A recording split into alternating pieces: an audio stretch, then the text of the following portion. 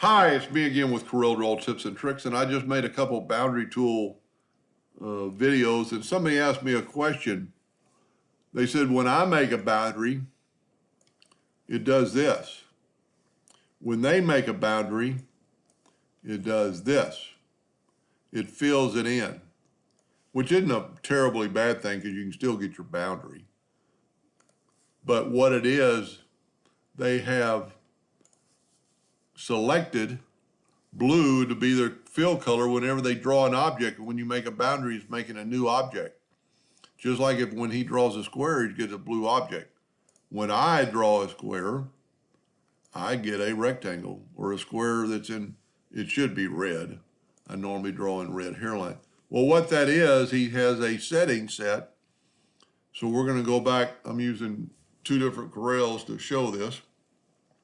With nothing selected, go down here and you can see it's already there. That blue, that's not taken off that this is blue. Double click on the blue, go to uniform fill and pick none. No fill. Press OK. Graphic, yes. Now let's use the boundary tool, and it's going to create a boundary around those two items regardless of what's in the color.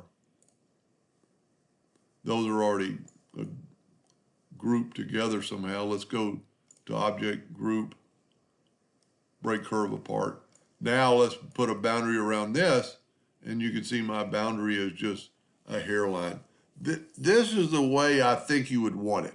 I can't imagine every time, unless you were going to draw a bunch of items and you wanted this particular color already in there, would you ever want your setting? So with nothing selected, you can see that mine is hairline RGB red, and I have none. So that's just a setting in setting your object. Anyway, I hope that made a little bit of sense, and thank you for watching.